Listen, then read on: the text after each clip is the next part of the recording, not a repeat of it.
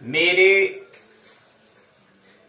प्रिय मित्रों, आइए स्वाध्याय के 30वीं पाठशाला में और ज्योतिष के 20वीं पाठशाला में आइए प्रवेश करें। 30वीं पाठशाला आज की पाठशाला संपूर्ण होते हुए जैसी संपन्न होगी, जैसे ही संपूर्ण होगा वैसे ही पाठशाला का 1 माह पूर्ण हो जाएगा। तो बहुत परमात्मा की अनुकंपा से 1 माह का समय व्यतीत हुआ है। 1 माह से हम पिछले 1 महीने से हम यहाँ पर पाठशाला का आयोजन कर रहे हैं, हम ऐसा कह सकते हैं। और 1 माह हमारे लिए सफल रहा। परमात्मा के लिए बहुत बहुत आभार प्रकट करते हैं। बहुत बहुत धन्यवाद। तो आइए आज की पाठशाला में प्रवेश करें। सबसे पहले आप जानते हैं कि हम क्या कर रहे हैं। 12 अक्टूबर और हमने 13 सितंबर से हमारे यहाँ 13 सितंबर से पाठशाला का आयोजन हुआ। आज 12 अक्टूबर है। 1 महीने का जो समय है वो व्यतीत हो चुका है, 1 माह हो चुका है। आज की पाठशाला जैसी पूर्ण होगी वैसी पूर्ण हो जाएगा। तो आज की पाठशाला को मिलाकर तब जाके 1 महीना होगा। ये सामान्य जानकारी है। आइए पाठशाला में प्रवेश करें। तो डे 30 JY 2020 JY 102 हम उत्तराखंड मुक्त विश्वविद्यालय के तहत जो पाठ्यक्रम है, जो सिलेबस है, उसके अंतर्गत पाठों के बारे में हम क्या कर रहे हैं, समझने का प्रयास कर रहे हैं, अध्ययन कर रहे हैं। जो विश्वविद्यालय ने पाठ्यक्रम तैयार किया है उस पाठ्यक्रम पर हम उनके पाठों पर हम चर्चा कर रहे हैं।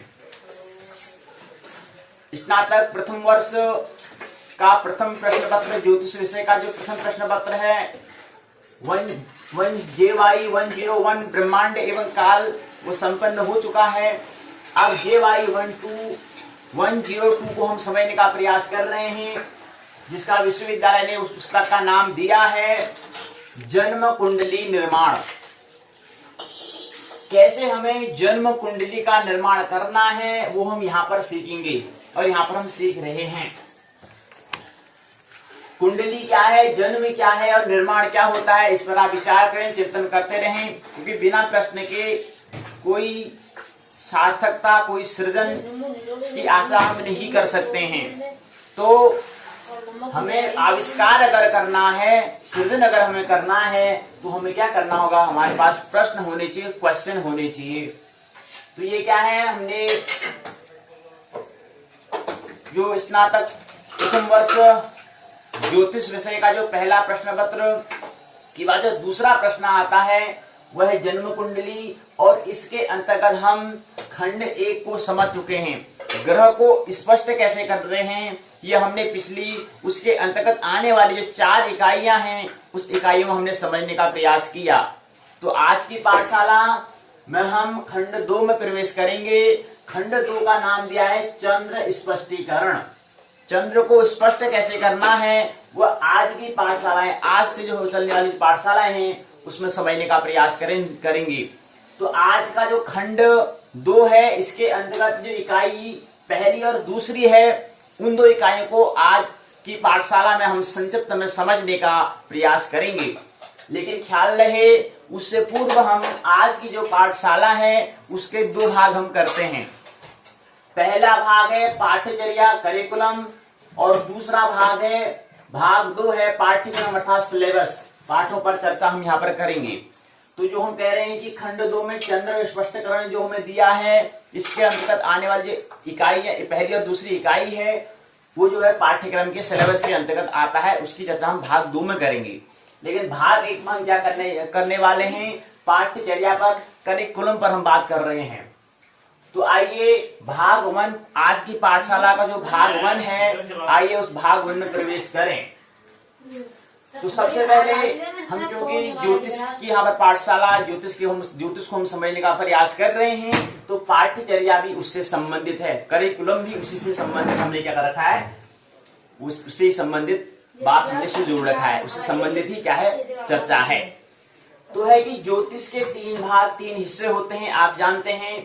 तो ज्योतिष के 3 भाग अर्थात ज्योतिष अर्थात ब्रह्मांड को दिखाता है। और ब्रह्मांड क्या होता है, हमने जब JY 101 में जब हम ब्रह्मांड एवं काल को समझने का प्रयास कर रहे थे तो वहां पर हमने समझा था ब्रह्मांड क्या है।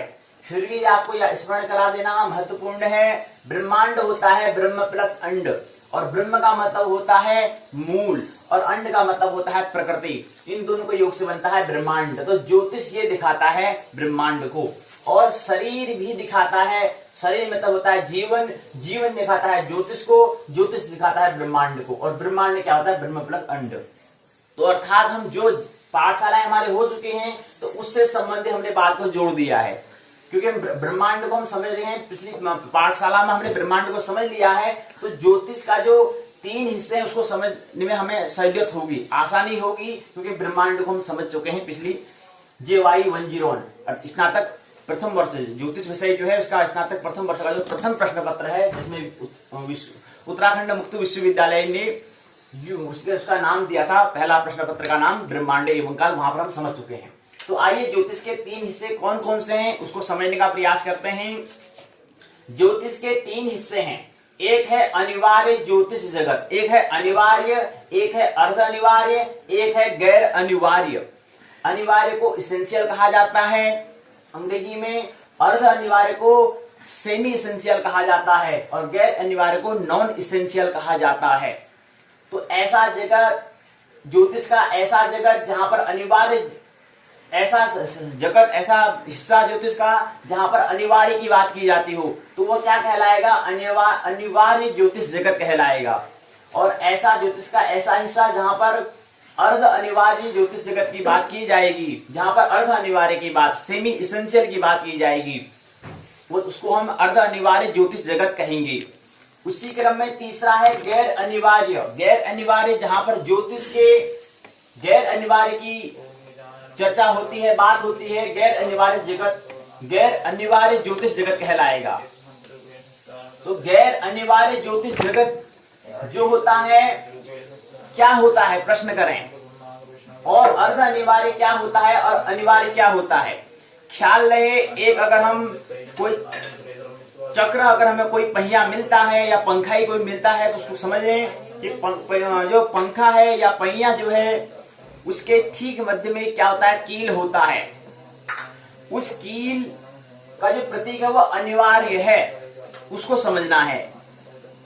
ऐसे ही अर्ध अनिवार्य उस मूल, उस केंद्र के बाद, उस सेंटर के बाद थोड़ा जो उसके बाद जो आता है, अर्थात गैर अनिवार्य जगत अर्थात जो परिधि के और केंद्र के मध्य वाला जो भाग है वो अर्ध अनिवार्य जगत है, उसको हम अर्ध अनिवार्य ज्योतिष जगत में अध्ययन करते हैं।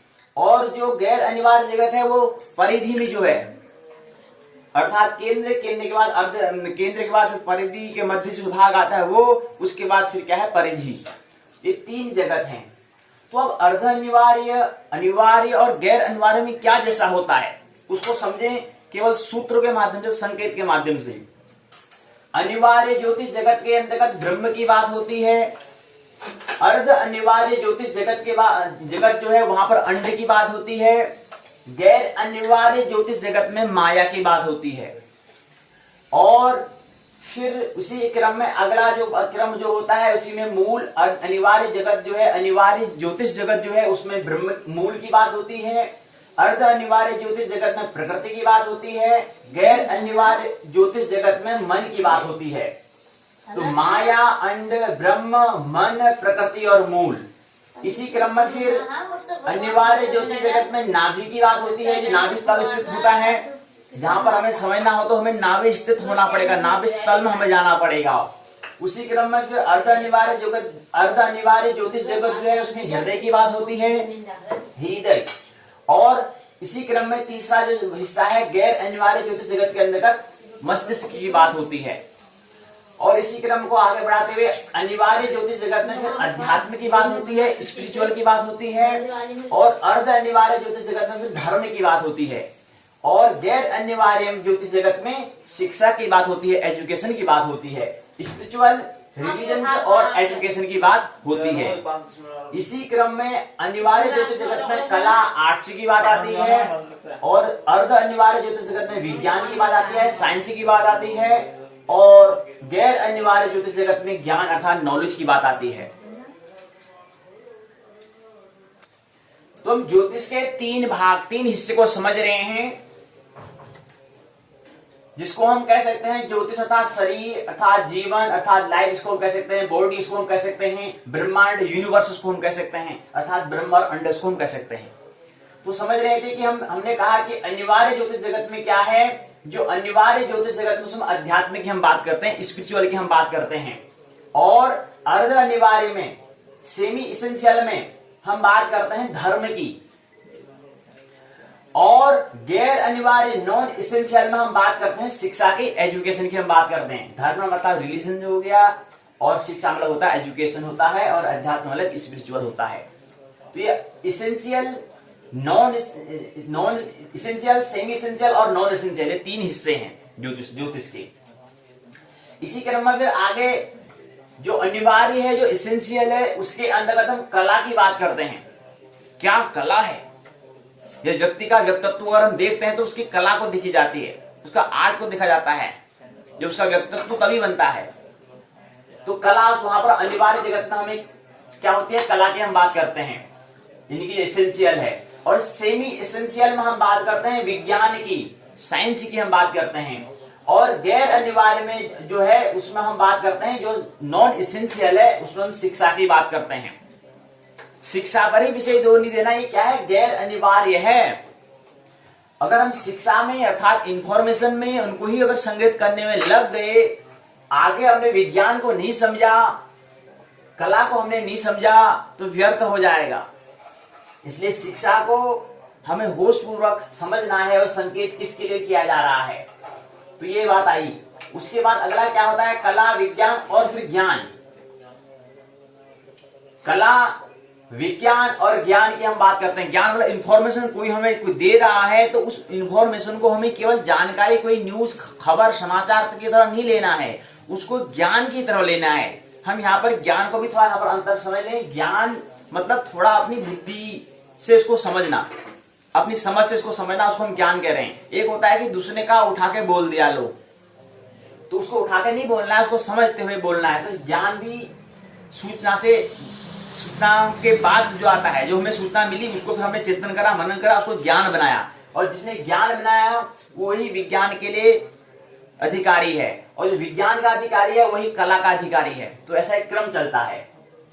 उसी बात जो अनिवार्य अर्थात जो इसेंशियल बात है, उसमें शाश्वत की हम बात करते हैं, और सेमी इसेंशियल में हम काल की हम बात करते हैं, और गैर अनिवार्य में हम समय की हम बात करते हैं।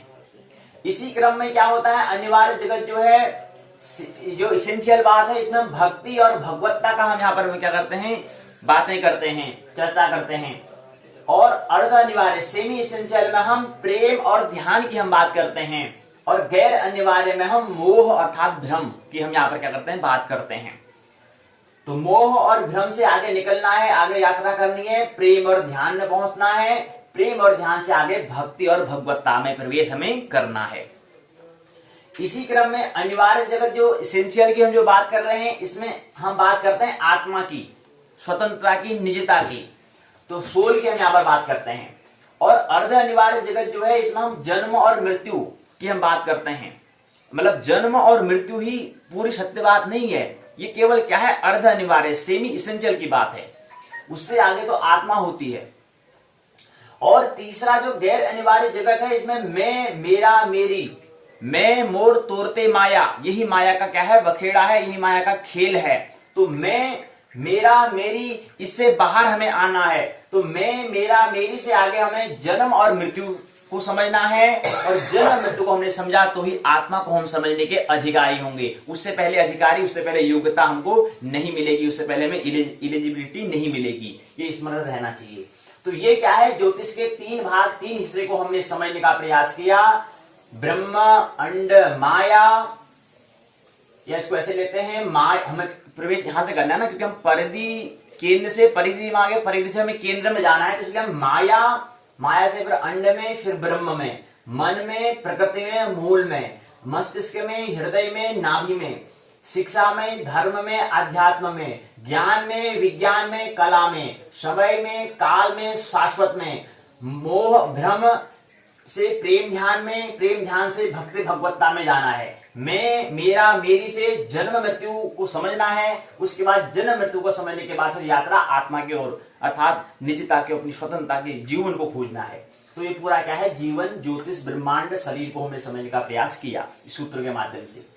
और एक बात यहाँ पर ध्यान लें कि प्रकृति जो है, प्रकृति के 3 गुण होते हैं, आपको स्मरण है, आप समझते हैं।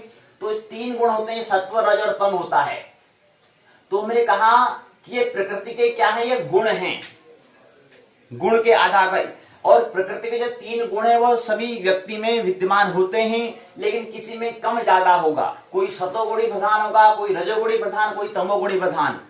तो लेकिन इन्हें प्रतिशत फीसदी का ऊपर नीचे होगा, लेकिन सभी में विद्यमान रहते हैं 3 गुण, क्योंकि प्रकृति की बात हो रही है। और सत्व जो होता है, जो सत्व प्रधान होगा, उसको हम साधु, साध्वी या संत उसको हम कहते हैं।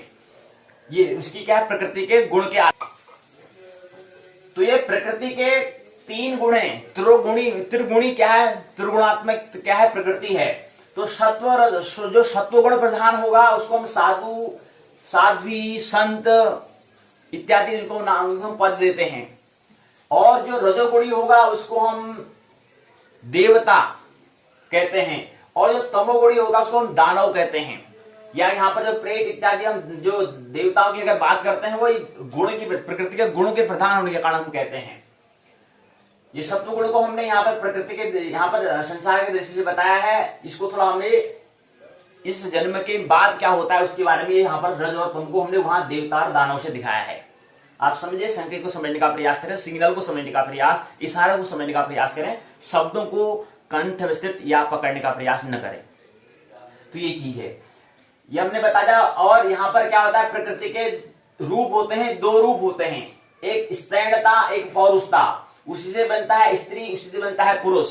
और एक क्रोमोसोम, एक अणुसूत्र की भेद के कारण क्या है, स्त्री पुरुष का भेद होता है। लेकिन जो स्त्री कहता मैं स्त्री हूं, मैं पुरुष हूं, अर्थात माया ही में जो उलझा रहेगा, वो फिर क्या है, आगे जो अर्ध अनिवार्य सेमी एसेंशियल जन्म मृत्यु है, अर्थात शरीर के छूटने के बाद जो है उसको समझना, उसके लिए की यात्रा जो है उसकी बंद हो जाएगी। उसका यात्रा क्या है, यात्रा में विराम लग जाएगा।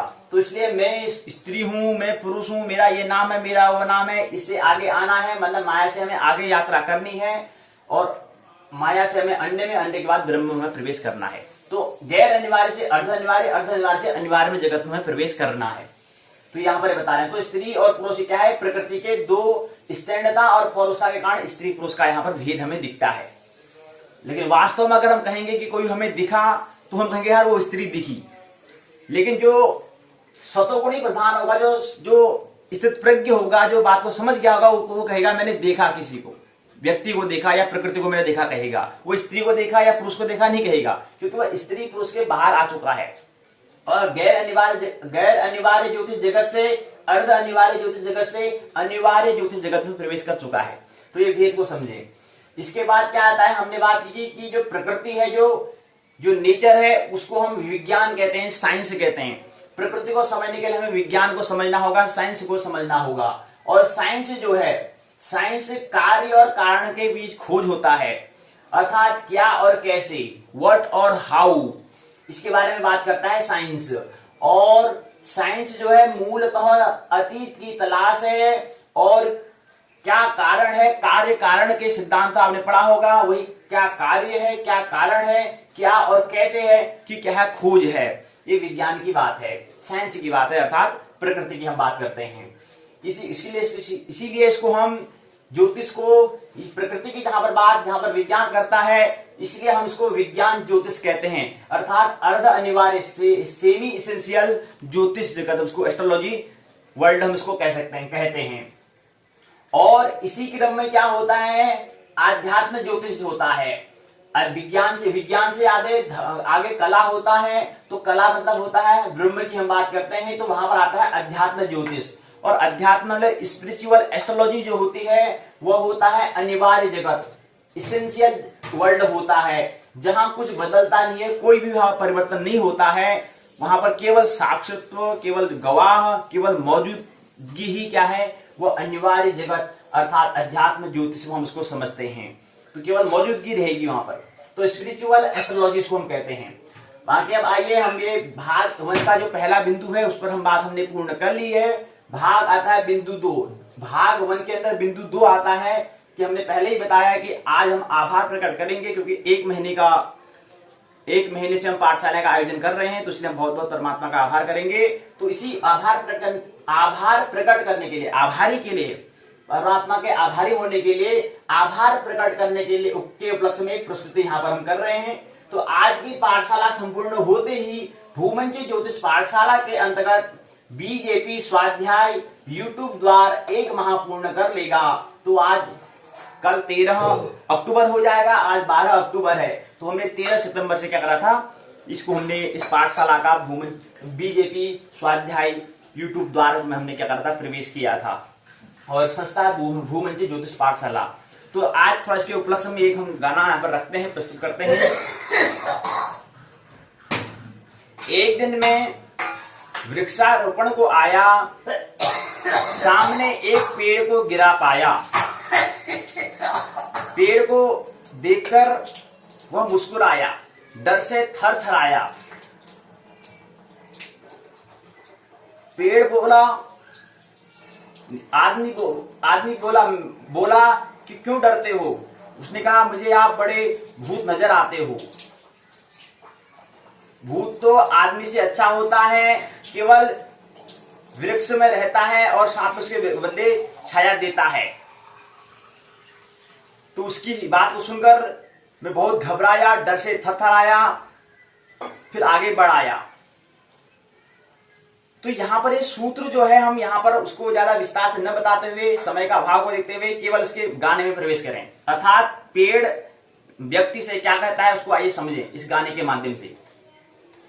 मेरे दोस्त मेरा एक काम करना, मेरे दोस्त मेरा एक काम करना। तो जो पेड़ है वो आदमी से क्या कहता है, इसको हम आइए काव्य की भाषा में समझें। क्या कहता है पेड़ आदमी से? मेरे दोस्त मेरा एक काम करना, कि जीवन में तुम भी नेक काम करना। मैंने पूरा जीवन तुम पे लुटाया, एक फल भी आज तक खुद नहीं खाया। सहकर सारी धूप मैंने तुमको दी है छाया, सहकर सारी धूप मैंने तुमको दी है छाया। फिर भी रे मानव मेरी समझ में न आया, कि ये पेड़ तुमको क्यों नहीं भाया। अंतिम समय में भी मैं ही काम आया, जलने को संग तेरे और कौन आया। जलने को संग तेरे और कौन आया। मेरे दोस्त मेरा एक काम करना, कि जीवन में तुम भी नेक काम करना। मैंने पूरा जीवन तुम पे लुटाया, एक फल भी आज तक खुद नहीं खाया। एक फल भी आज तक खुद नहीं खाया। बचपन में झूला बनकर तुम्हें को झुलाया, फिर भी रे मानव मेरी समझ में न आया, कि ये पेड़ तुमको क्यों नहीं भाया। ये जो गाना है ये और बहुत ज्यादा उसके बारे में है, लेकिन ज्यादा विस्तार से यहाँ पर बात नहीं कर रहे हैं। केवल 1 माह का समय व्यतीत होने वाला है, आज की पाठशाला पूर्ण होती हो जाएगा। इसलिए हमने इस गाने के माध्यम से परमात्मा का, स्वामी का, भगवान का आभार प्रकट किया कि 1 माह से हम यहाँ पर इस पाठशाला का सफल पूर्वक यहाँ पर आयोजन हो पा रहा है। इसलिए परमात्मा का बहुत बहुत हम आभार प्रकट करते हैं। बहुमंच ज्योतिष पाठशाला संस्था बीजेपी स्वाध्याय जो यूट्यूब द्वार है वो उसका आभार प्रकट करती है, परमात्मा का आभार प्रकट करती है। तो आइए आज के भाग 2 में प्रवेश करें। भाग 2 जो है हम बात कर रहे हैं जेवाई उत्तराखंड मुक्त विश्वविद्यालय के तहत जो पाठ्यक्रम है, स्नातक प्रथम वर्ष जेवाई स्नातक प्रथम वर्ष का जो द्वितीय प्रश्न पत्र है, प्रथम वर्ष का जो द्वितीय प्रश्न पत्र है जेवाई 102 जन्म कुंडली निर्माण। हम यहाँ पर क्या करने जा रहे हैं, क्या कर रहे हैं, जन्म कुंडली का कैसे निर्माण होता है उसको यहाँ पर समझने का प्रयास हम कर रहे हैं। तो जन्म कुंडली निर्माण के अंतर्गत हमने खंड 1 उसके अंतर्गत 4 इकाई को हमने समझ लिया है। खंड 2 में आज प्रवेश करें। आइए, तो खंड 2 है चंद्र स्पष्टीकरण, इसके अंतर्गत पहली और दूसरी इकाई को हम समझेंगे। तो हमने कहा भाग 2 पाठ्यक्रम अर्थात सिलेबस पर हम बात कर रहे हैं जो उत्तराखंड मुक्त विश्वविद्यालय के द्वारा निर्मित है, जो यूजीसी के तहत है, विश्वविद्यालय अनुदान आयोग जो है, पूरा देश का जो अनुदान आयोग है उसके तहत उत्तराखंड मुक्त विश्वविद्यालय का यह पाठ्यक्रम है जिस पर हम चर्चा कर रहे हैं, जिस पर वह सिलेबस है, उस सिलेबस उस पाठों पर आइए आप चर्चा करें, भाग 2 में प्रवेश करें। तो इकाई पहली है गत एवं जन्म नक्षत्र का ज्ञान। तो गत और जन्म नक्षत्र, तो ये जो इकाई दिया है इससे हम क्या समझते हैं, गत क्या है, गत नक्षत्र ज्ञान और जन्म नक्षत्र ज्ञान को हम समझेंगे पहली इकाई में। आखिर गत नक्षत्र ज्ञान क्या होता है और जन्म नक्षत्र ज्ञान क्या होता है। गत नक्षत्र ज्ञान और जन्म नक्षत्र ज्ञान को समझने से पहले हमें ये ख्याल होना चाहिए कि अगर नक्षत्र किसे कहते हैं और नक्षत्र को समझना है और हमें गत नक्षत्र का ज्ञान को समझने के लिए हमें आखिर गत क्या होता है ये समझना होगा। और इसी क्रम में ज्ञान अर्थात ज्ञान किसे कहते हैं, नॉलेज किसे कहते हैं ये समझना होगा। तो हमने बताया कि जो गैर अनिवार्य ज्योतिष जगत है यहाँ पर भी हम क्या बात करते हैं, ज्ञान की बात करते हैं। अर्थात कोई भी किसी के द्वारा हमें जो प्राप्त जो जानकारियां हैं, सूचनाएं हैं, जो न्यूज है, जो खबर है, उसको हम ज्ञान कह सकते हैं। हालांकि वो ज्ञान बनेगा नहीं बनेगा वो उस व्यक्ति पर निर्भर करता है, उसको ज्ञान सूचना ही रखता है या उसको सूचना को ज्ञान, खबर समाचार को खबर ही रखता है या उसमें कुछ उसको ज्ञान बनाता है, ये उस व्यक्ति पर निर्भर करेगा। तो हम बता रहे हैं कि गत नक्षत्र ज्ञान और जन्म नक्षत्र ज्ञान को हम समझने का प्रयास कर रहे हैं। तो गत क्या होता है, नक्षत्र क्या होता है, ज्ञान क्या होता है, जन्म क्या होता है। जन्म मृत्यु समझने के लिए आपको अर्ध अनिवार्य ज्योतिष जगत सेमी एसेंशियल एस्ट्रोलॉजी वर्ल्ड को समझना होगा जो ज्योतिष का द्वितीय भाग है। और ज्ञान को समझने के लिए हमें ज्योतिष का जो तीसरा भाग है गैर अनिवार्य नॉन एसेंशियल एस्ट्रोलॉजी जो वर्ल्ड है वहां पर हमें ये समझना होगा। तो बता रहे हैं कि आइए अब नक्षत्र को समझते हैं। नक्षत्र है क्या, नक्षत्र हम कहते हैं, क्या कहते हैं, नक्षत्र मतलब तारों के समूह को हम क्या कहते हैं, नक्षत्र कहते हैं। ग्रुप ऑफ स्टार, जो ग्रुप है तारों का जो समूह है उस समूह को हम कहेंगे नक्षत्र कहते हैं। अब ये नक्षत्र को और अच्छे समझने के लिए हमने समझा था जो हमने जेवाई 101 अर्थात ब्रह्मांड एवं काल के अंतर्गत हमने एक खंड का नाम था पंचांग। तो वहां पर हमने समझा था अर्थात पंचांग का तीसरा हिस्सा नक्षत्र की हम यहाँ पर बात कर रहे हैं। तो पहले जो हम बता रहे हैं कि जो पंचांग में जब वहां पर जो जेवाई 101 ब्रह्मांड एवं काल में जब हम पंचांग को समझ रहे थे तो वहां पर हमने पहले भाग तिथि को समझा था। तिथि किसे कहते हैं ये हमने समझा था, वार को भी समझा था, नक्षत्र को भी समझा था, योग को भी समझा था, करण को भी समझा था और ये भी समझा था कि पंचांग मतलब 5 अंग होते हैं, 5 अंग यही होते हैं, तिथि, वार, नक्षत्र, योग, करण होते हैं।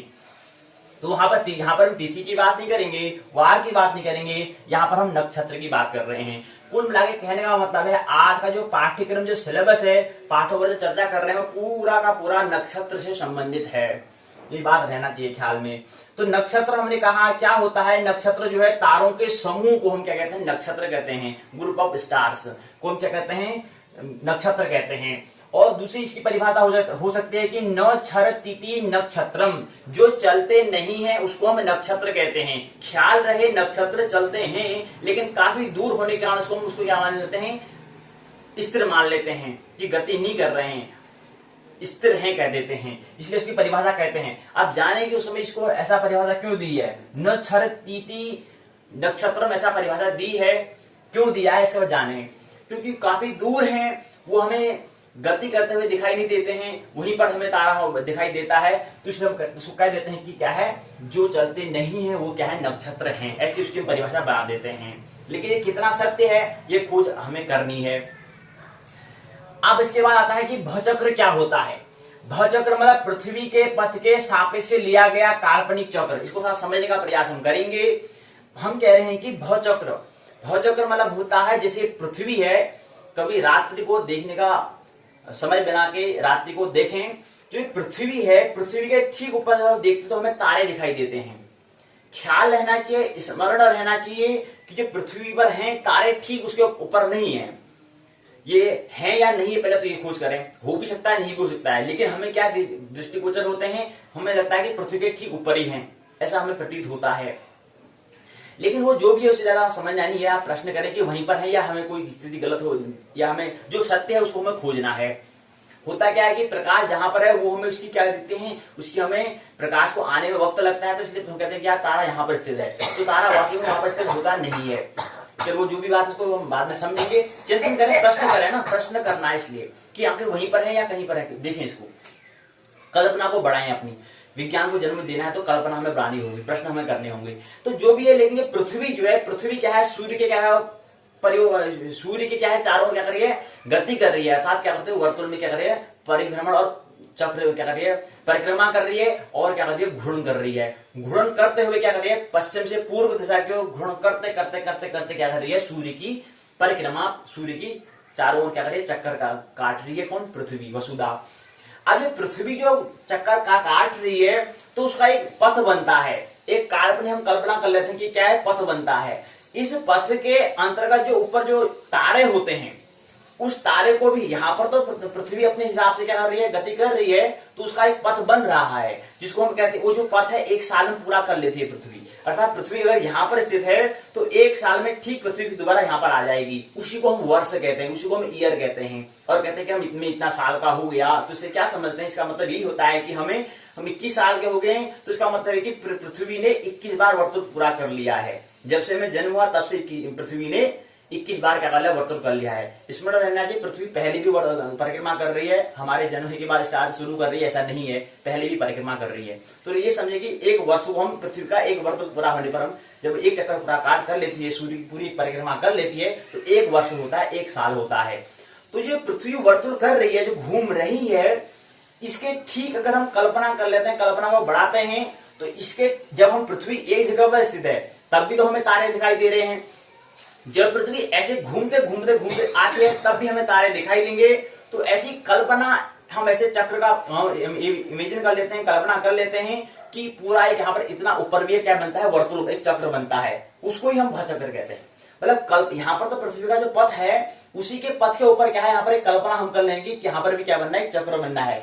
और उस चक्र को हमने वहां पर वास्तविक में वो चक्र है नहीं, हमने केवल कल्पना कर रही है, वो जो उसी का नाम हमने भचक्र दिया हुआ है। तो भचक्र के अंतर्गत जो तारे हैं, उन तारों के समूह को हमने क्या कहा है, नक्षत्र कहा है। तो आप बात समझ में आ रही होगी, हम नक्षत्र किसे कहते हैं, तो नक्षत्र उसी को ही हम कहते हैं। तो पृथ्वी एक जगह पर स्थित है तो भी हमें कितने सारे तारे दिखाई देते हैं, बहुत सारे तारे दिखाई देते हैं।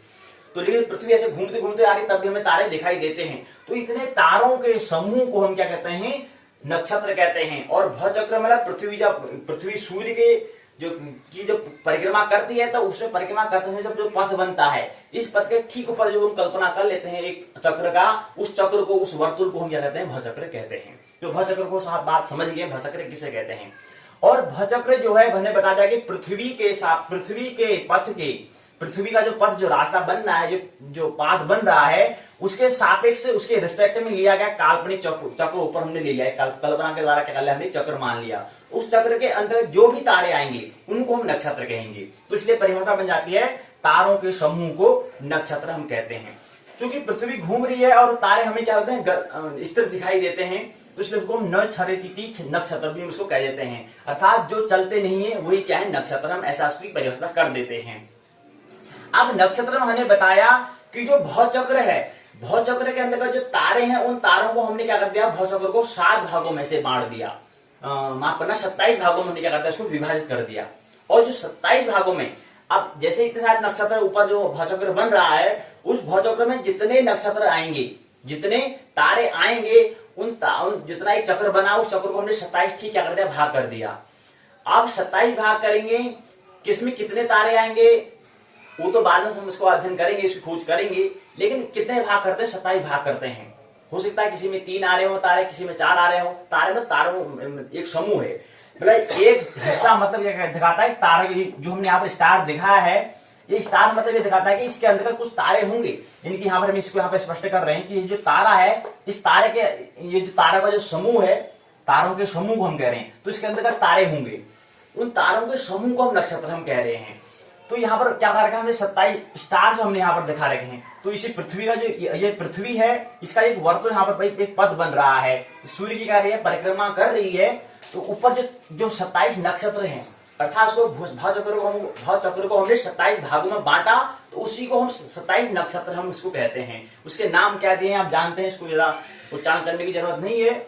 वो क्या होता है इसको पहले समझे। भवचक्र के अंदर स्थित तारे समूह में मौजूद रहते हैं। तो भवचक्र जो है, जो हमने कल्पना चक्र कर लिया है, उसमें जो तारा है, तारे के जो एक तारा जो हमने एक हिस्सा जो किया, उसको हम एक नक्षत्र बोलते हैं। और एक नक्षत्र में एक ही तारा है ऐसा नहीं है, एक से ज्यादा, या एक नहीं, एक से ज्यादा भी तारे हो सकते हैं। और कितने होते हैं उसको हम खोज करेंगे। तो उसी को हम यहाँ पर बता रहे हैं कि भवचक्र के अंदर स्थित तारे समूह में मौजूद रहते हैं, ग्रुप में क्या होते हैं, स्थित रहते हैं, मौजूद रहते हैं, विद्यमान रहते हैं। तारों के समूह को 27 भागों में हमने बांटा, जिनको हम क्रमशः अश्विनी, भरणी, कृतिका, रोहिणी, मृगशिरा, आर्द्रा, पुनर्वसु, पुष्य इत्यादि इसी क्रम से लेकर के अंततः 27वां नक्षत्र रेवती उसको हम कहते हैं। और हमने बताया कि एक अभिजित नक्षत्र भी होता है। वो दोनों के 27 हमने भवचक्र को जो हमने विभाजन किया है, तो उसमें जो अभिजित नक्षत्र है वो थोड़ा सा इस यहाँ पर, थोड़ा सा यहाँ पर, तो यहाँ पर एक कल्पना और हमें और कर लेते हैं 28वीं। तो हालांकि और नक्षत्र की अपेक्षा उसका काफी अंश होता है, करीब 15 अंश, करीब काफी छोटा हिस्सा उसका होता है, इसलिए उसको अभिजित नक्षत्र की हम उसे बात करते हैं। लेकिन वो 27 भागों में आ जाता है, अभिजित नक्षत्र उसमें आ जाता है।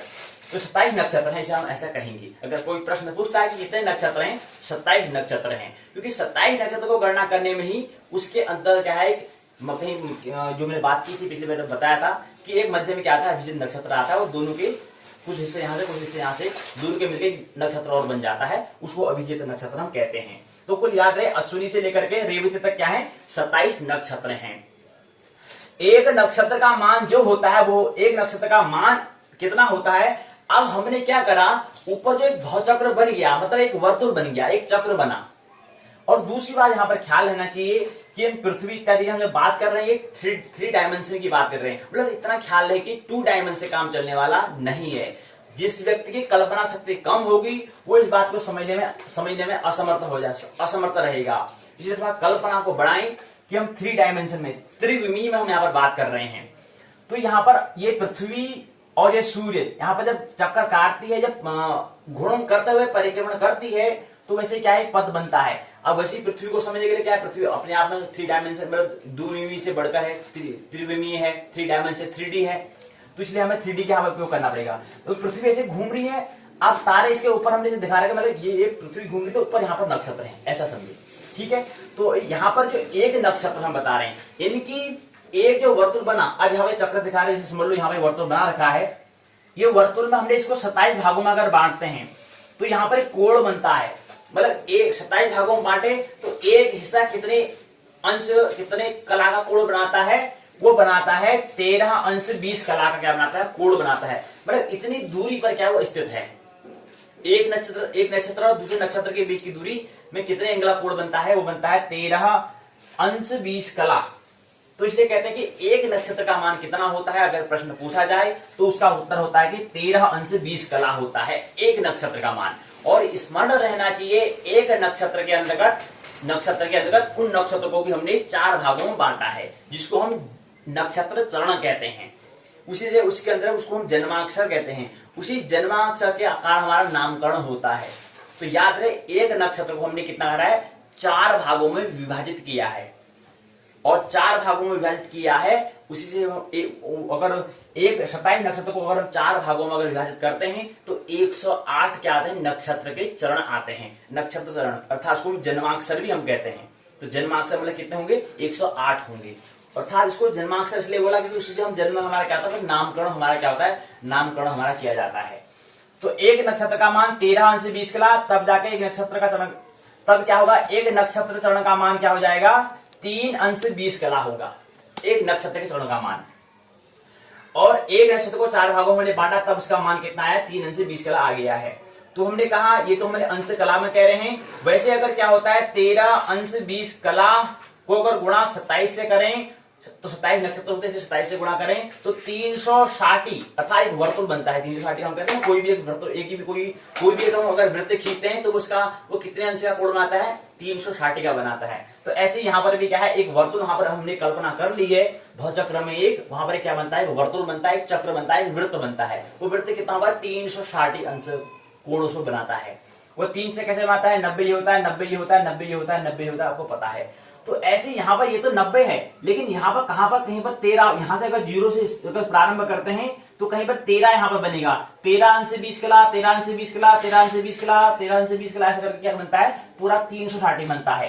तो एक नक्षत्र को कितना जगह मिलती है? वो मिलती है 13 अंश 20 कला की क्या है जगह उसको मिलती है। ये बात हमने यहाँ पर कर ली है। और कला में क्या होता है कि जो 360 हम बात कर रहे हैं, 360 अंश जो होता है वह कितने कला के बराबर होता है? वो होता है 21,600 कला के बराबर होता है। ये बात स्मरण रहना चाहिए। यहां पर मैंने बताया 90 है, तो इसको दोनों को मिलाकर के 180 हो जाता है। इस 90 इन दोनों 90 को मिलाकर के 180 हो जाता है। ये ऊपर की ओर, उत्तर की ओर, ये दक्षिण की ओर। तो 90 मिला के 180 बना, 90 मिला के 180 बना। तो ठीक है, तो ये बात हमने यहाँ पर कर ली है। तो वहां पर एक चक्र, एक क्या बनना है? वो एक चक्र बनना है, एक वृत्त, एक सर्कल बनना है। इसलिए यहाँ पर 360 की हम यहाँ पर बात करते हैं। अब होता क्या है कि हमने बताया कि 13 अंश 20 कला का एक नक्षत्र का मान होता है, और एक नक्षत्र चरण का मान कितना होता है? 3 अंश 20 कला होता है, अर्थात 200 कला होता है। और एक नक्षत्र का मान कितना हो जाएगा? 800 कला होगा। 13 अंश 20 कला को अगर हम कला में परिवर्तन करें तो वो 800 कला आता है। ये बात स्मरण रहना चाहिए। अब हम बात करेंगे गत नक्षत्र। गत का मतलब होता है जन्म नक्षत्र से पहले वाला जो नक्षत्र है। अर्थात समझें कि आपका नक्षत्र पुष्य नक्षत्र है। अगर आपका पुष्य नक्षत्र है, पुष्य नक्षत्र से पहले क्या आता है? पुनर्वसु आता है। तो गत मतलब होता है पहले नक्षत्र, मतलब हो गया जन्म नक्षत्र से पहले। गत मतलब होता है पहले। तो नक्षत्र मतलब जो जन्म, जो वर्तमान में जो हमारा नक्षत्र जिसमें हम जन्म ले रहे थे, उसमें जो नक्षत्र था उससे पहले का नक्षत्र क्या था? उस नक्षत्र को हम गत नक्षत्र कहते हैं। तो हमने कहा कि अगर हम जिसमें जन्म ले रहे थे उसमें पुष्य नक्षत्र था, उससे पहले का जो नक्षत्र पुनर्वसु रहा, तो इसलिए गत नक्षत्र कौन बन जाएगा? पुनर्वसु नक्षत्र बन जाएगा। जन्म नक्षत्र क्या हो जाएगा? पुष्य नक्षत्र हो, जन्म नक्षत्र पुष्य हो जाएगा। तो ये मैंने बता दिया। नक्षत्र तारों के समूह को कहा जाता है। जन्म के समय कौन से तारों के समूह उग रहे हैं? तब जब हम जन्म ले रहे थे उस समय हमारा, जब जन्म हम ले रहे थे उस समय कौन सा तारा था? पुष्य नामक तारा का समूह था। जब हम जन्म ले रहे थे उसमें क्या था? पुष्य नामक क्या था? तारा था।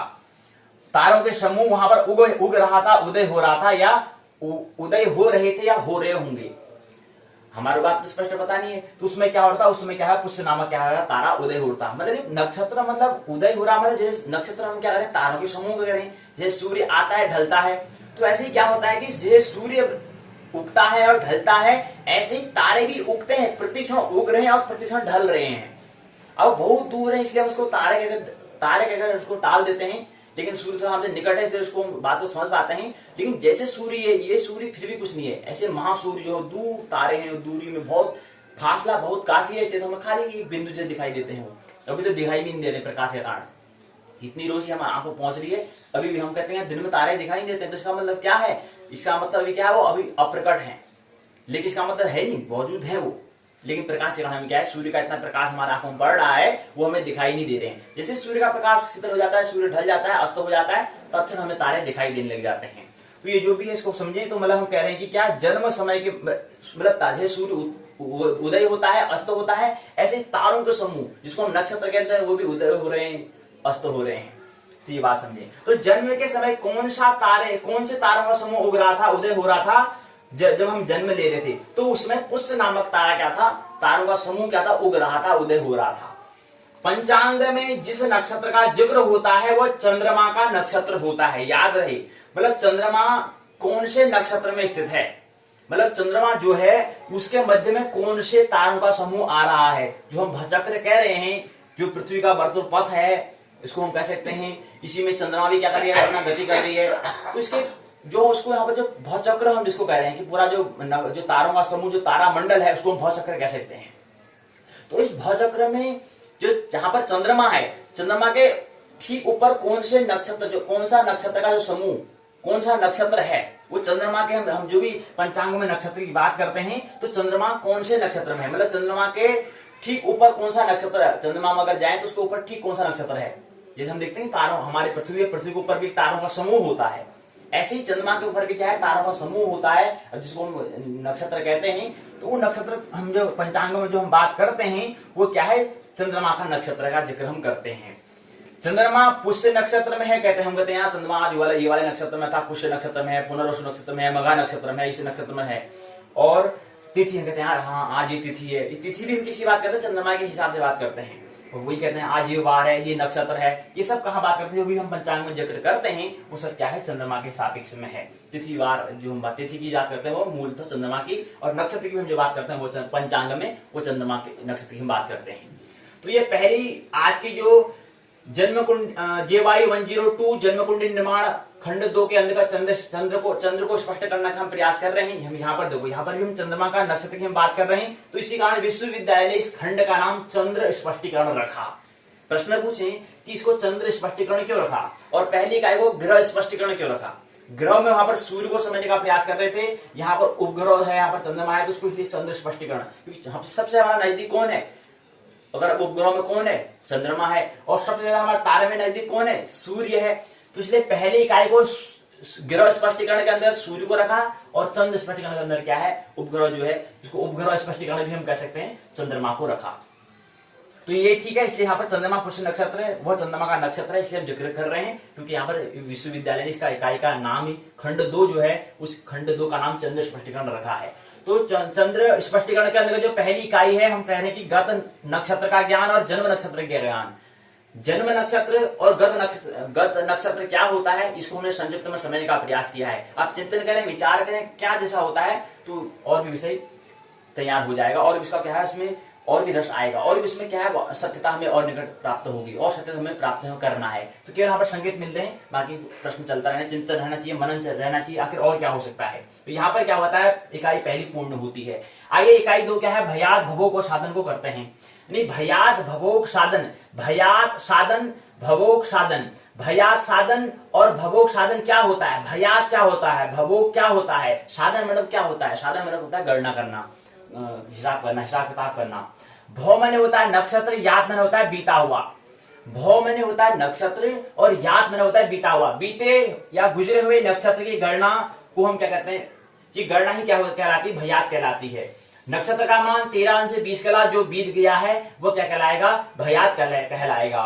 2 घंटे की हमारी परीक्षा होती है, उसका परीक्षा का समय जो था वो जो बीत चुका है, चले गया है, जा चुका है, उसको हम क्या कह सकते हैं, समय गया, टाइम गया कहते हैं, वो पीरियड समय जो था, पेपर हाथ से निकला।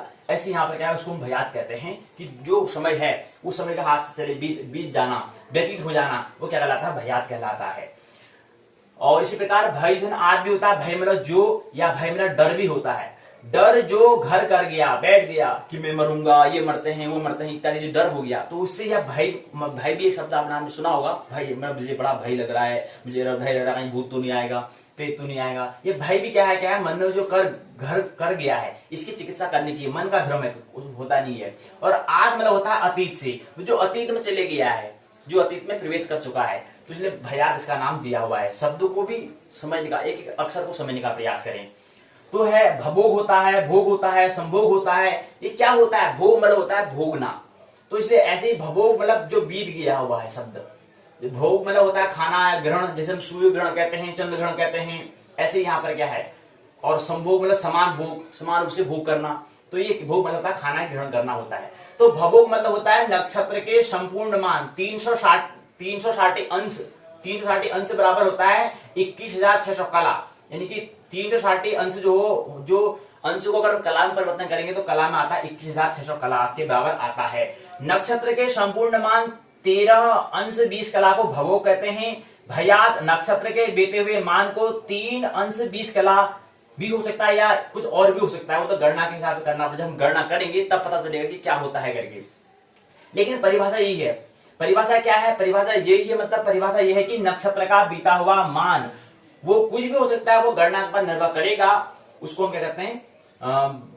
भयात और भभोग कहते हैं। जो संपूर्ण मान है, बीत गया हुआ मान, संपूर्ण मान को भभोग किसे कहते हैं? भभोग कहते हैं कि नक्षत्र के संपूर्ण मान को, और भयात नक्षत्र के बीते हुए मान को। उसको हम उदाहरण के लिए बता रहे हैं कि संपूर्ण मान, क्योंकि एक नक्षत्र का मान कितना होता है? 13 अंश 20 कला होता है, इसलिए हम उसको भभोग कह सकते हैं समझने के लिए। और नक्षत्र के बीते हुए मान, एक नक्षत्र के अंदर जो चरण है, एक चरण है, इनकी एक नक्षत्र हमने 4 भाग उसके किए हैं, तो एक चरण का मान कितना होता है? 3 अंश 20 कला होता है।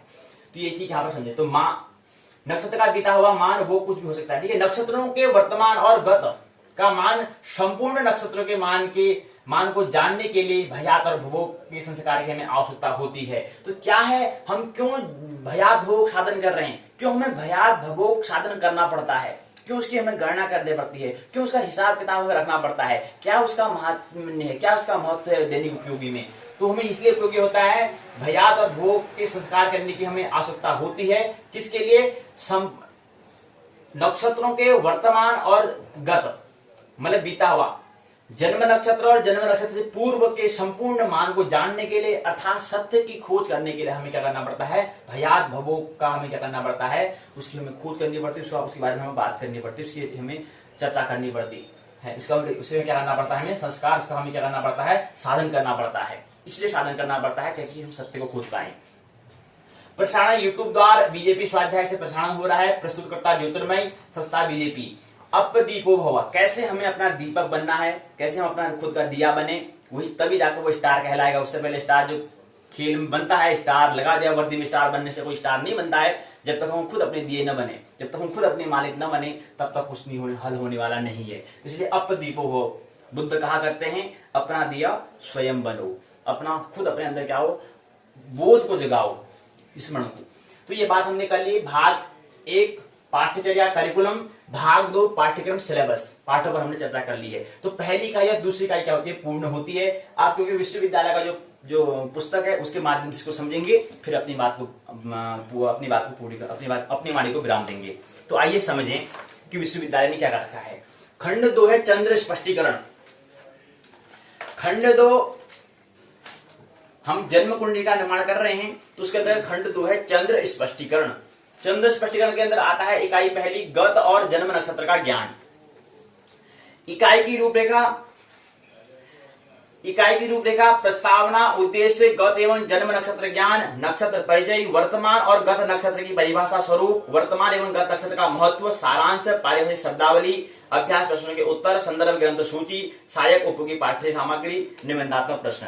ये क्या है? इसकी रूपरेखा है। मतलब विश्वविद्यालय कहता है कि विद्यार्थियों को कैसे अध्ययन करना चाहिए, उसके बारे में पहले उन्होंने इकाई की रूपरेखा संरचना बनाई है। प्रस्तावना, नक्षत्र ज्योतिष शास्त्र की एक अभिन्न इकाई है, जिसके ज्ञानाभाव में हम इस शास्त्र को यथार्थ रूप से समझ नहीं सकते हैं। अगर इसका अभाव रहेगा, अगर इसको नहीं समझेंगे, तो हम फिर उसको क्या है, ज्योतिष शास्त्र का जो अभिन्न हिस्सा है, जो ज्योतिष को समझना हमारे क्या हो जाएगा? मुश्किल हो जाएगा। क्योंकि उसका एक क्या है? अभिन्न हिस्सा है, एक महत्वपूर्ण पहलू उसका है। नक्षत्र ज्ञान से संबंधित है। ये जो पूरी इकाई क्या है, वो नक्षत्र से संबंधित है। इससे पहले हमने क्या करा था इकाइयों में, राशियों को, ग्रहों को उनको स्पष्टीकरण के बारे में हमने समझने का प्रयास पिछली इकाई में, पिछली जो पहला जो खंड था ग्रह स्पष्टीकरण, वहां पर हमने समझा था। ज्योतिष शास्त्र के अंतर्गत जन्म नक्षत्र उसे कहते हैं जिस नक्षत्र में जातक का जन्म होता है, इसे वर्तमान नक्षत्र भी हम कहते हैं। जन्म नक्षत्र मतलब वर्तमान नक्षत्र भी इसको हम कहते हैं। जिसमें जन्म ले रहा था उसमें कौन सा नक्षत्र उग रहा था, ढल रहा था, कौन कौन से नक्षत्र ढल रहे थे, कौन कौन से उग रहा था, वो क्या कहलाएगा, कौन सा उग रहा था वही वर्तमान नक्षत्र कहलाएगा। जन्म नक्षत्र के ठीक पहले वाला नक्षत्र को हम गत नक्षत्र हम कहते हैं। इस इकाई में हम यही समझने का प्रयास करेंगे। उद्देश्य है, 7 उद्देश्यों के बारे में यहाँ पर बताया है। गत एवं जन्म नक्षत्र का ज्ञान करने के लिए सबसे पहले नक्षत्र परिचय को समझते हैं। हमने कहा था ना कि पंचांग को समझने, हमने बताया कि नक्षत्र ये गत नक्षत्र के ज्ञान और जन्म नक्षत्र को समझना है तो उससे पहले हमें नक्षत्र को समझना होगा, और नक्षत्र को समझने के लिए हमें पंचांग हम समझ चुके हैं। तो पंचांग के अंदर हमें तिथि, वार, नक्षत्र को भी समझा था। यहाँ पर तीसरा भाग है पंचांग का, तीसरा अंग कौन सा है, नक्षत्र है, ये हमने यहाँ पर समझा था। वही यहाँ पर और कुछ समझना है हमको, तो यही दे रखा है इसमें 5 अंगों का क्या हिस्सा होता है। इसी के बाद क्या होता है, आकाश मंडल में क्रांतिवृत्त रवि भ्रमण मार्ग के दोनों ओर 8-8 अंश की दूरी पर एक काल्पनिक वृत्त बनाते हैं। बनाने पर सभी 7 ग्रह इसी वृत्त में क्या करते हैं, भ्रमण करते हुए दृष्टिगोचर होते हैं। इसको हम भचक्र कहा जाता है। इसकी परिभाषा हमें समझ में नहीं आई तो हमें जो अपना हिसाब से लगा उसको हमने अभी क्या कर रखा है, पर जो हमें समझ के हिसाब से था उसको हमने भचक्र कहा है। इसकी परिभाषा ये भचक्र किसे कहते हैं, विश्वविद्यालय भचक्र किसे कहता है, वो ये कहते हैं कि आकाश मंडल में क्रांति वृत्त अर्थात रवि भ्रमण मार्ग, जहां पर सूर्य क्या करता है, भ्रमण करता है। आप होगी तुम सूर्य भ्रमण करता है, हाँ जी हाँ, सूर्य भ्रमण करते हैं यहाँ पर। तो सूर्य भी भ्रमण करता है, सूर्य भी गति अवस्था में है, चंद्रमा भी गति अवस्था में, ग्रह भी गति अवस्था में है। तो कह रहे हैं कि जहां पर क्या है, आकाश मंडल में, आकाश जो उसको हमने बांट दिया, हमने जो हमें जितना दिखाई दे रहा है उसको मंडल कह रहे हैं, जितना हमें दिखाई दे रहा है। तो कह रहे हैं कि आकाश मंडल में क्रांति वृत्त अर्थात रवि भ्रमण मार्ग, क्रांति वृत्त किसे कहते हैं, जहां पर रवि सूर्य क्या करता है, भ्रमण करने का, जो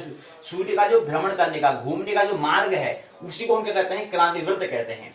मतलब जहां सूर्य क्या करता है, गति करता है, उससे गति करने से क्या बनता है, वृत्त बनता है, एक सर्कल बनता है, क्या बनता है, पथ बनता है, एक वर्तुल बनता है, उसी को हम क्रांति वृत्त कहते हैं। तो ये बता रहे कि आकाश मंडल में क्रांति वृत्त के दोनों ओर, क्रांति वृत्त के क्या है, दोनों ओर क्या करते हैं, अगर 8-8 अंश की दूरी पर काल्पनिक, मतलब दोनों ओर मतलब कि एक यहां पर करते हैं, एक यहां पर करते हैं, एक यहां पर सूर्य है, सूर्य से गति कर रहा है, जैसे पथ बनता है, तो उस पथ को कह रहे हैं एक यहां से, एक यहां से, एक यहां से, एक यहां से, एक यहां से, एक यहां से, ऐसे करें। अगर हम क्या करें, 8-8 अंश की दूरी पर क्या करें, काल्पनिक वृत्त अगर बनाते हैं, एक कल्पना करके क्या करते हैं, वृत्त बनाते हैं। बनाने पर सभी 7 ग्रह इसी वृत्त में क्या करते हैं, घूमते हैं, भ्रमण करते हैं, भ्रमण करते हमें दृष्टिगोचर होते हैं, इसे हम भचक्र कहते हैं। जहां ग्रह भ्रमण करते हैं इनके पीछे तारों के पुंज दृष्टिगोचर हमें होते हैं, जो एक निश्चित आकृति जैसे वृषभ, शकट, हस्त, चक्र, त्रिकोण, हल आदि बनाते हैं। तारों के इन समूह को हम नक्षत्र कहते हैं। इनको अपने अपने तारों के समूह के आधार पर 27 भागों में क्या है, बांटा है, जो 27 नक्षत्र के नाम से जाने जाते हैं। ये सभी सूर्य की भांति क्या है, प्रकाशमान है। नक्षत्र तारा है, नक्षत्र हम तारों के समूह कह रहे हैं तो प्रकाशमान तो होंगे ही होंगे। यदि निर्णय राशि चक्र को 27 भागों में विभक्त करें तो एक भाग का मान 13 अंश 20 कला आता है, जो एक क्या है, नक्षत्र का मान है। प्रत्येक नक्षत्र को 4 भागों में विभाजित करते हैं तो एक नक्षत्र के पद या चरण हम उसको हम कहते हैं। 4 भागों में विभाजित करने पर एक चरण बनता है। तो नक्षत्र कौन कौन से हैं, अश्विनी, भरणी, कृतिका, रोहिणी, मृगशिरा, आर्द्रा, पुनर्वसु, पुष्य, आश्लेषा, मघा, पूर्व फाल्गुनी, उत्तर फाल्गुनी, हस्त, स्वाति, चित्रा, अनुराधा, ज्येष्ठा, मूल, पूर्वषाढ़ा, उत्तरषाढ़ा, श्रवण, धनिष्ठा, शतभिषा, पूर्व भाद्रपद, उत्तर भाद्रपद, रेवती, परंत। अभिजित नक्षत्र को छोड़कर क्या होते हैं, 27 नक्षत्र होते हैं, क्योंकि अभिजित को हम 27 की जब नक्षत्र कह रहे हैं उसमें स्वतः ही क्या होती है, गणना हो जाती है, क्योंकि वो ऐसे स्थित है। इसका विस्तार से अध्ययन यहाँ पर हम करते हैं। गत नक्षत्र हमने बता दिया, पंचांग, जातक का जन्म जिस नक्षत्र में हुआ उसके ठीक पहले वाला नक्षत्र को हम क्या कहते हैं, गत नक्षत्र कहते हैं। अगर जातक का जन्म पुष्य नक्षत्र में हुआ है तो पुष्य नक्षत्र से पहले क्या आता है, पुनर्वसु नक्षत्र आता है, इसलिए उसका गत नक्षत्र क्या बन जाएगा, पुनर्वसु हो जाएगा, और जन्म नक्षत्र पुष्य हो जाएगा। ये क्या है, गत नक्षत्र और जन्म नक्षत्र यहाँ पर बताया है। जातक का जन्म जिस नक्षत्र में होता है उसे जन्म नक्षत्र कहते हैं। 60 घंटे 24 घंटे तुल्य नक्षत्र मान से हम इसकी गणना करते हैं। किसी जातक का जन्म पुष्य नक्षत्र में हुआ तो उसके लिए गत नक्षत्र पुनर्वसु नक्षत्र के रूप में जाना जाएगा। पुष्य नक्षत्र को ही क्या कहेंगे हम, जन्म नक्षत्र हम उसको कहेंगे।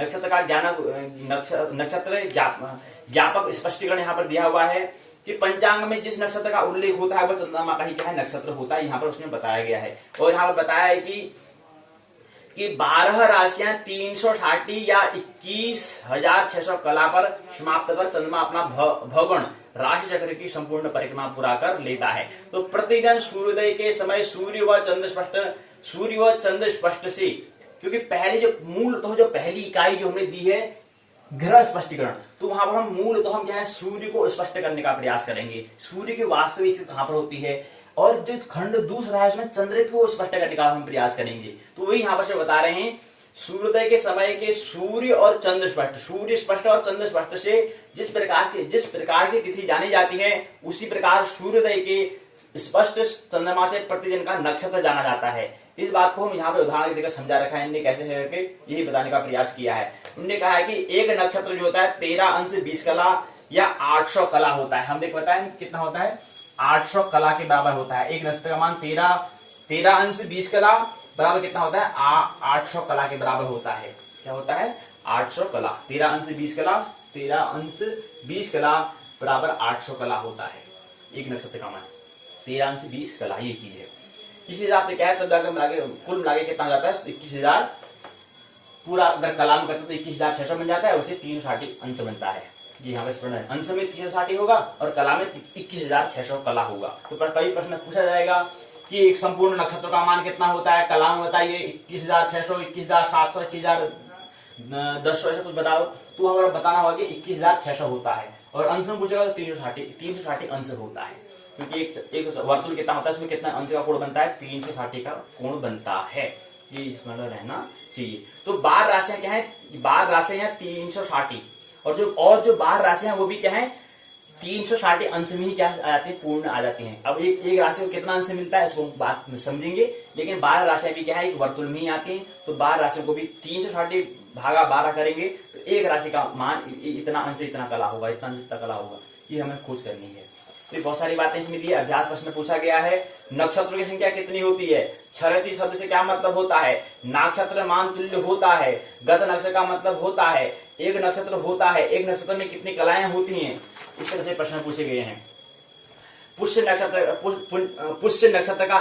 पुष्य नक्षत्र का नक्षत्रों में कौन सा क्रम है, पंचांग में अंग होते हैं, ये यहाँ पर बताया है। फिर बताया कि वर्तमान और गत नक्षत्र, वर्तमान में जन्म नक्षत्र और गत नक्षत्र, मतलब जन्म नक्षत्र से पहले का जो नक्षत्र है उसको गत नक्षत्र, वर्तमान में जो जन्म के समय जो नक्षत्र उग रहा है उसको हम वर्तमान या जन्म नक्षत्र उसको कहते हैं। इनका जीवन में क्या महत्व है, पंचांग ज्ञान में है, कुंडली निर्माण में, कुंडली का निर्माण प्रक्रिया में आता है, फलादेश आदि में आता है, गणित आदि क्रियाओं में आता है, जातक के नामकरण संस्कार, जब नाम का हम आविष्कार करते हैं, जो नाम देते हैं तो वहां पर इसका संस्कार में क्या आता है काम आता है।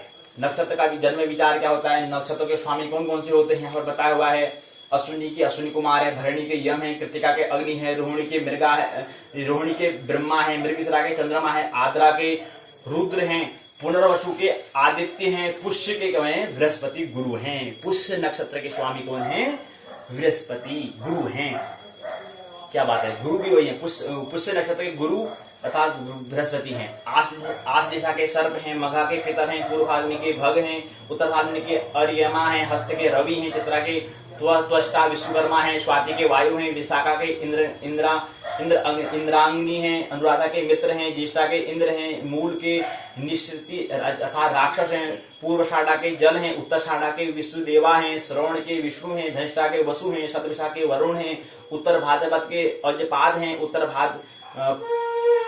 पूर्व भाद्रपद के अजपाद हैं, उत्तर भाद्रपद के अहिर बुधन्य हैं, रेवती के पूषा हैं। आकाश में नक्षत्र के दर्शन कृतिका, रोहिणी, पुष्य, चित्रा, श्लेषा, रेवती, शतभिषा, धनिष्ठा और श्रवण ये 9 नक्षत्र आकाश के मध्य में स्थित होते हैं। अश्विनी, भरणी, स्वाति, विशाखा, पूर्व फाल्गुनी, उत्तर फाल्गुनी, मघा, पूर्व भाद्रा, उत्तर भाद्रपद आकाश में उत्तर की ओर, वह शेष नक्षत्र पुनर्वसु, मृगशिरा, आद्रा, ज्येष्ठा, अनुराधा, हस्त, पूर्वाषाढ़ा, उत्तराषाढ़ा मूल आकाश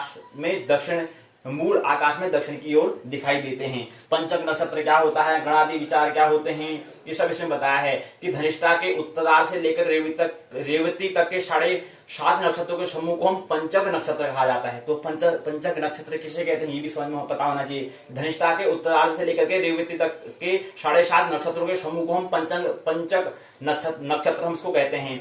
गणादि विचार क्या होता है, मूल, ज्येष्ठा, आश्लेषा, रेवती, अश्विनी व मगा ये 6 नक्षत्र क्या है, गणमूल नक्षत्र कहलाते हैं। तो गणमूल नक्षत्र किसे कहते हैं, पंचक नक्षत्र किसे कहते हैं, ये समझ में आना चाहिए।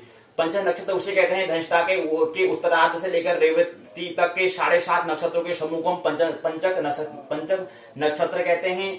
और गणादि विचार गणादि मूल नक्षत्र किसे कहते हैं, मूल, ज्येष्ठा, आश्लेषा, रेवती, अश्विनी व मघा ये 6 नक्षत्रों को हम गणमूल नक्षत्र कहते हैं। सारांश बात बताई है, परिभाषित शब्दावली बताई है, यहाँ पर अभ्यास के प्रश्न के उत्तर यहाँ पर दिए हुए हैं और कुछ प्रश्नों को यहाँ पर बताए हुए हैं।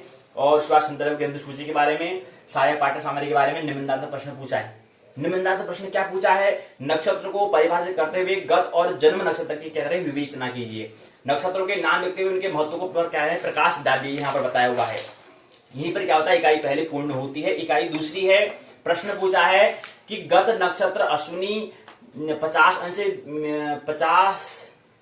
50 घड़ी 30 पल अगर उसका मान है, तो जन्म नक्षत्र जो भरणी है उसका 50 घड़ी 30 कला इष्टिकाल, इसका 50 अंश 30 कला, भयात भोग बनाकर चंद्र स्पष्टन करो। इस तरह से प्रश्न पूछा जाता है। पूरा क्या है, बड़ा प्रश्न पूछा है, अर्थात 20 अंक का प्रश्न पूछा है। तो क्या बताओगे, गत नक्षत्र अश्विनी, क्या कह रहे हैं कि अश्विनी जो नक्षत्र है, जो गत नक्षत्र मतलब क्या है, जन्म नक्षत्र। गत नक्षत्र किसे कहते हैं, जन्म नक्षत्र से पहले नक्षत्र को गत नक्षत्र कहा जाता है। और वो कौन सा है, अश्विनी है। और उसका मान दिया है कि 50 घटी है, 50 घड़ी 30 पल है उसका मान है। और जन्म नक्षत्र का मान क्या है, जिसमें जन्म हो रहा था उसमें जन्म नक्षत्र क्या था, उसका मान, वो जो नक्षत्र वो भरणी है, उसका मान क्या है 50 घड़ी 30 पला है। तो इष्टकाल कितना दिया है, 55 घड़ी 30 पला दिया हुआ है।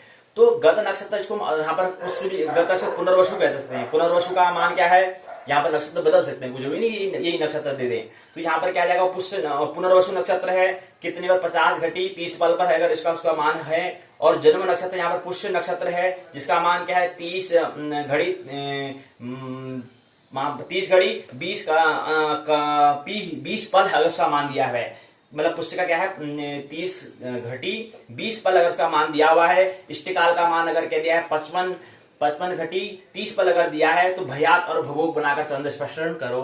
भयात भभोग क्या होता है, भयात में होता है, भव में होता है नक्षत्र और यात में बीता हुआ, यानी कि बीता हुआ नक्षत्र का मान ज्ञात करना है और भभोग साधन करना है। भभोग क्या होता है कि सब नक्षत्र के संपूर्ण मान को भभोग कहा जाता है। तो वही बता रहे हैं, ये प्रश्न पूछा है, बड़ा प्रश्न पूछा है। चंद्र स्पष्टन करो, इकाई का नाम दिया है चंद्र स्पष्टन। इसी तरह से प्रश्न विश्वविद्यालय पूछता है। तो इकाई 2 है भयात भभोग साधन, इसके अंदर इकाई दी है। उसकी इकाई की संरचना है प्रस्तावना, उद्देश्य, भयात भोग साधन परिचय, भयात भोग की परिभाषा स्वरूप, भयात भोग के गणितीय सूत्र का साधन, भयात भोग का महत्व, सारांश, परिभाषित शब्दावली, अभ्यास प्रश्न के उत्तर, संदर्भ ग्रंथ सूची, पाठ्य सामग्री और निबंधात्मक प्रश्न पूछा गया है। बता रहे हैं कि ये क्या है, कुंडली निर्माण प्रक्रिया के अंतर्गत क्या है, भयात भोग का प्रयोग होता है। इससे पहले इकाई में हमने जन्म समय में इष्टकाल को समझने का प्रयास किया था। गत नक्षत्र और जन्म नक्षत्र के बारे में अभी हमने समझा है। तो इसके बाद इसी क्रम में फिर आगे क्रम आता है, तो वो आता है भयात और भभोग का आता है। तो ज्योतिष शास्त्र के अंतर्गत भयात शब्द का मतलब होता है भव, और भव मतलब नक्षत्र, याद मतलब होता है बीता हुआ नक्षत्र, बीता हुआ। इस प्रकार नक्षत्र वह मान जो बीत गया है उसे भयात संज्ञा, भयात नाम उसको हम देते हैं। भभोग और नक्षत्र के संपूर्ण जो मान है उसको भभोग हम कहते हैं। तो यहाँ पर भयात और भभोग यहाँ पर समझाने का प्रयास किया है। उद्देश्य, इसके अंतर्गत 5 उद्देश्यों के बारे में भयात भभोग साधन परिचय यहाँ पर बताया है। वही इसमें बताया गया कि क्या कि भव अर्थात नक्षत्र का, भव मैंने होता है नक्षत्र, याद मैंने बीता हुआ भाग, भयात अर्थात भूतक्ष कहलाता है। इसी प्रकार भव मैंने होता है नक्षत्र का भोग अर्थात संपूर्ण मान भभोग कहलाता है। तो नक्षत्र का संपूर्ण मान को कहते हैं भभोग कहते हैं। तो ये इसमें बताने का प्रयास यहाँ पर किया गया है। नक्षत्रों के वर्तमान और गत मान अर्थात संपूर्ण नक्षत्र के मान को जानने के लिए हमें भयात भभोग करना पड़ता है, संस्कार करना पड़ता है, कलना करना पड़ता है, हिसाब किताब करना उसका करना पड़ता है। भयात भभोग की परिभाषा स्वरूप में बताया, भयात जो है नक्षत्र जब से आरंभ होता है तब से इष्टकाल पर्यंत जितना घटी पल व्यतीत हुआ हो वह भयात कहलाएगा। भयात किसे कहते हैं, नक्षत्र जब से आरंभ होता है तब से इष्टकाल पर्यंत जितना घटी, जितना पल, जितना विपल व्यतीत हुआ है उसको हम भयात कहते हैं। भवोग नक्षत्र के आरंभ से अंत पर्यंत तथा संपूर्ण मान को हम भभूक कहते हैं। तो भयात बराबर गतर्क्ष भुक्त नक्षत्र बराबर नक्षत्र के जितने घटिपल भुक्त हुए हो अर्थात बीत गए हो, और भोग्य भोग्यर्ष उसको कहते हैं नक्षत्र की शेष घड़ी जो भुक्त होने को बची हुई है, भोगने को भुक्त भोगने को बची हुई है। सर्वक्ष मतलब होता है भभोग, सर्वक्ष बराबर भभोग बराबर संपूर्ण नक्षत्र का भोग बराबर पूर्ण भोग काल उसको हम कहते हैं। तो भभोग बराबर होता है 60 घटी ऋण गत नक्षत्र की घटीपल धन वर्तमान नक्षत्र की घटीपल। वर्तमान नक्षत्र जन्म के समय जो नक्षत्र उसको वर्तमान नक्षत्र कहते हैं। गत नक्षत्र मतलब वर्तमान नक्षत्र के पहले का जो नक्षत्र है, पहले का नक्षत्र पुनर्वसु है और जन्म समय का नक्षत्र पुष्य नक्षत्र है। तो इसका सूत्र बन जाता है, भयात साधन सूत्र बन जाता है 60 घटी ऋण गत नक्षत्र की घटीपल धन इष्टकाल बराबर यदि दूसरे दिन का जन्म है यदि उसी दिन का जन्म है तो बराबर इष्टकाल ऋण गत नक्षत्र की घटीपल आ जाएगा। ये क्या है, भयात साधन सूत्र यहाँ पर दिया है, फॉर्मूला यहाँ पर दिया हुआ है। इसी क्रम में क्या है, भभोग साधन सूत्र है। भभोग बराबर होता है 60 घटी ऋण गत नक्षत्र की घटीपल प्लस वर्तमान नक्षत्र की घटीपल है। भयात और भभोग साधन के लिए यहाँ पर बताया है, उदाहरण के माध्यम से बताया है, ये यहाँ पर समझाने का प्रयास किया है। कह रहे कि ये रहा भभोग 57 घटी 29 पल, और ये भयात रहा 15 घटी 6 पल। ये इसका क्या है, भयात रहा, ये इसका भभोग रहा, ये इसका भयात रहा, ऐसे निकालना है, ऐसे में गणना करनी है। प्रश्न पूछा है कि भयात शब्द में भव का अर्थ होता है नक्षत्र होता है, जन्म समय का जो नक्षत्र उसे गत नक्षत्र कहते हैं। 60 ऋण गत नक्षत्र धन इष्टकाल बराबर भयात होता है। 60 ऋण गत नक्षत्र प्लस वर्तमान नक्षत्र बराबर भभोग होता है। भयात मतलब क्या होता है, 60 घटी में से अगर ऋण कर देते हैं, घटा देते हैं गत नक्षत्र को और साथ में इष्टकाल को जोड़ देते हैं तो भयात हमें प्राप्त हो जाता है, अर्थात भयात मतलब हमें पुनर्वसु नक्षत्र मिल जाएगा। और 60 घटी में से अगर गत नक्षत्र धन वर्तमान नक्षत्र का जोड़ते हैं तो बराबर भभोग बनता है, अर्थात संपूर्ण जो नक्षत्र इसका मान हमें मिल जाता है। नक्षत्र के संपूर्ण मान को भभोग कहते हैं। भयात का उपनाम भुक्तरक्ष होता है। नक्षत्रों के मान से चंद्र स्पष्टीकरण नक्षत्रों के मान से चंद्र स्पष्टीकरण होता है। प्रश्न पूछा है नक्षत्र का पंचांग में क्या महत्व है, भयात भोग का क्या महत्व है जीवन में, ये इसमें सब दिया हुआ है। सारांश भयात भोग समझाने का प्रयास यहाँ पर किया है। भयात नक्षत्रों के भयात जो है नक्षत्रों के संपूर्ण मान में से उसका जितना मान बीत गया है उसे भयात कहते हैं। भभोग संपूर्ण नक्षत्र के मान में जो मान भोगने को शेष है उसे हम भभोग कहेंगे। गत नक्षत्र वर्तमान के ठीक पूर्व पहले दिन का नक्षत्र, और वर्तमान नक्षत्र मतलब वर्तमान जिसमें जन्म होता है उसमें जो नक्षत्र उसकी बात हम करते हैं। प्रश्न पूछा है भयात किसे कहते हैं, भभोग क्या है, भयात भभोग साधन कैसे किया जाता है, भयात भभोग साधन सूत्र क्या है, भयात भभोग के महत्व पर निरूपण कीजिए। अभ्यास प्रश्न के उत्तर यहाँ पर दिए हुए हैं, यही उसके प्रश्न यहाँ पर बताया हुआ है। और ये भयात भोग साधन का यहाँ पर फॉर्मूला सूत्र दिया हुआ है, कैसे हमें करना है। ये घटी ये पर अगर दिया हुआ हो, अगर ये हमारे इतने पलनात्मक ये है, इतने पलनात्मक ये है, तो उसका भयात और भोग साधन कीजिए। यहाँ पर फॉर्मूला बताया, प्रश्न पूछा था कि अगर जो गत नक्षत्र है, गत नक्षत्र में जो पुनर्वसु नक्षत्र का मान इतना है, इतना मान है, इतना घटीपल में है, और जन्म नक्षत्र का मान इतना है, इष्टकाल अगर इतना है, तो भयात भोग करके हमें चंद्र को स्पष्ट करो। ये यहाँ पर फॉर्मूला है, इसको लगाएंगे तो हमें अपना क्या मिल जाएगा, हमें उसका जो भयात भोग है वो हमें मिल जाएगा। साधन हम करेंगे, जो करना हिसाब करेंगे वो हिसाब हमें मिल जाएगा। ये यहाँ पर ग्रंथ सूची दी है, सहायक पाठ्य सामग्री निबंधात्मक बड़ा प्रश्न पूछा है जो 20 नंबर का आता है, 20 अंक का आता है। भयात भभोग क्या है, इसके गणितीय सूत्र को लिखते हुए साधन करें। ज्योतिष शास्त्र में भयात भभोग के महत्व को निरूपण करते हुए शोधांश से स्पष्ट कीजिए। ये यहाँ पर क्या है, यहीं पर इकाई दूसरी पूर्ण होती है। कल की इकाई में हम तृतीय इकाई में प्रवेश करेंगे। मानने की आवश्यकता नहीं, जानने के आनंद महोत्सव रूप जीवन जीने की आवश्यकता है। एक आनंद रसो वैसो नाटक अभिनय हमें करना है, एक वो भी अभिनय होशपूर्वक, आनंदपूर्वक, महोत्सवपूर्वक, हंसते हुए, खिलते हुए। तो मेरी बातों कहते प्रेम, झूमो नाचो गाओ, ये सूत्र है। और दूसरे याद रहे, बुद्ध कहते हैं अपदीपो भव। मेरी बातों कहते प्रेम पूर्वक शांतिपूर्वक सुना, बहुत बहुत अनुग्रहित हूँ। अंत में सबके भीतर बैठे हुए परमात्मा को प्रणाम करता हूँ, मेरा प्रणाम स्वीकार करें। पाठशाला पूर्ण हुई, 1 माह पूर्ण हुआ। बहुत बहुत परमात्मा के आभारी हैं। धन्यवाद।